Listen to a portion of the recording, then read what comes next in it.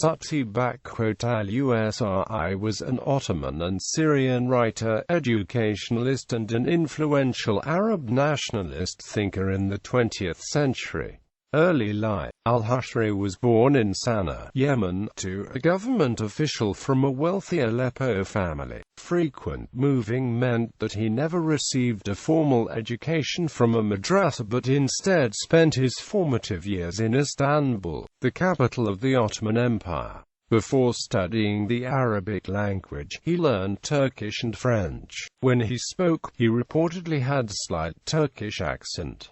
Career as an educationalist. In 1900, he graduated from the Royal Academy, and worked as a schoolteacher in Ioannina in Epirus, then part of the European territories of the Ottoman Empire. During this period, he began to show an interest in questions of nationality and was exposed to the competing strands of European nationalism. After 5 years in Ioannina, he took up a high-ranking administrative position in Macedonia, where the officers who would later form the Committee for Union and Progress had a strong presence. After the Young Turk Revolution of 1908, he was appointed in May 1909 director of the Teachers' Institute, Darul Muallimin in Istanbul, where he initiated major reforms in pedagogy and the public education system. In this period he became editor of 2 important educational reviews.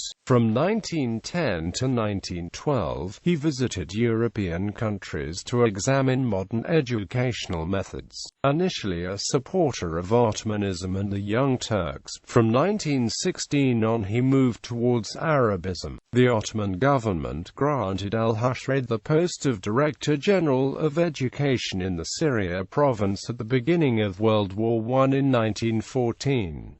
In 1919, after the establishment of an independent Arab state in Syria under Faisal, al-Husri moved to Damascus where he was appointed Director General of Education, and later Minister of Education. Al-Husri followed Faisal to Iraq in 1920 after the French imposed the Mandate on Syria, and from 1921 to 1927 held the position of Director of General Education, in addition to other positions. He subsequently held the post of head of the Higher Teachers Training College until 1937.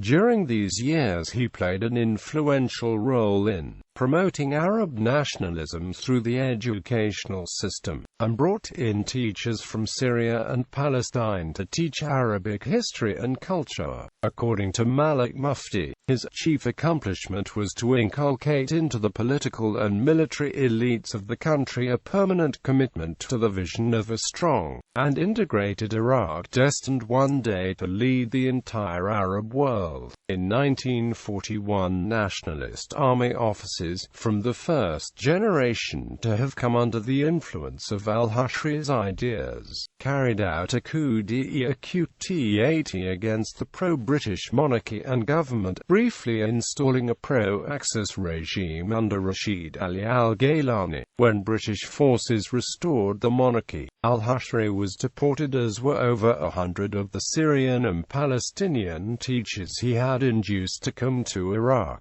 Al-Husri's next major enterprise was the reform of the educational system in Syria. In 1943, the newly elected Syrian president Shukriya al-Quwatli invited him to Damascus, then still under the French mandate, to draw up a new curriculum along Arab nationalist lines for the country's secondary education system. Al-Husri established a curriculum informed by his nationalist ideas which considerably reduced the French cultural element and broke away from the French educational model, against the bitter opposition of the French, and the reservations of various political figures. The new curriculum was introduced in December 1944. war, but the sudden change caused confusion, and shortages of the new school books did nothing to improve its reception. A year later, the former curriculum was restored. In 1947, al-Husri moved to Cairo, taking up a position in the Cultural Directorate of the League of Arab States.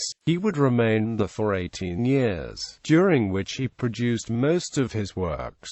He returned to Baghdad in 1965, and died there in December 1968. Ideological views. Al-Husri's approach to Arab nationalism was influenced by 19th-century European thinkers, especially German Romantic nationalists. Historian Mark Sharif describes him as having a cultural sentimental approach to nationalism. He viewed the nation as a living entity, and like other thinkers of his school insisted on its long-standing historic existence, even if its members were unconscious of that or refused to be considered an Arab. For al-Husri, the basic constituent elements of a nation were a shared language and a shared history. He rejected the idea that other factors, such as state action, religion, or economic factors, could play a part in bringing about nationalist sentiment. This was solely an emotional phenomenon arising from unity of language and culture. Al-Husri saw localist tendencies as the main obstacle to the realization of nationalist goals,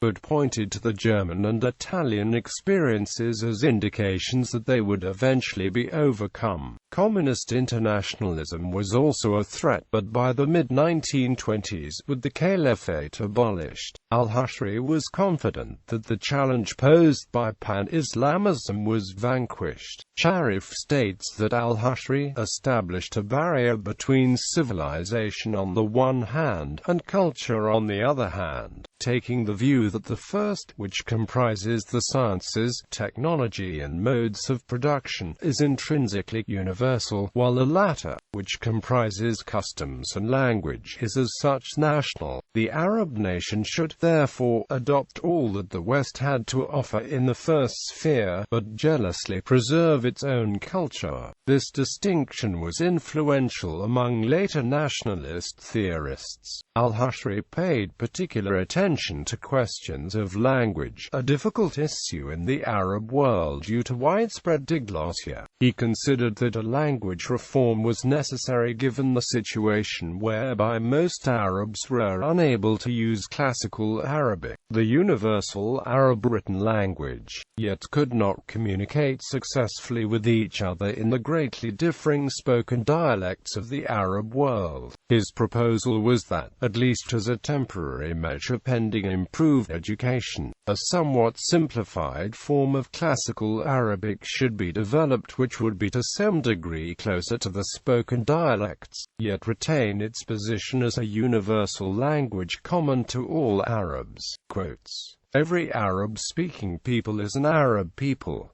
Every individual belonging to one of these Arabic-speaking peoples is an Arab, and if he does not recognize this, and if he is not proud of his Arabism, then we must look for the reasons that have made him take this stand. It may be an expression of ignorance. In that case we must teach him the truth. It may spring from an indifference or false consciousness. In that case we must enlighten him and lead him to the right path. It may result from extreme egoism. In that case we must limit his egoism. But under no circumstances, should we say, as long as he does not wish to be an Arab, and as long as he is disdainful of his Arabness, then he is not an Arab." Quote, "He is an Arab regardless of his own wishes. Whether ignorant, indifferent, undutiful, or disloyal, he isn't Arab, but an Arab without consciousness or feeling, and perhaps even without conscience."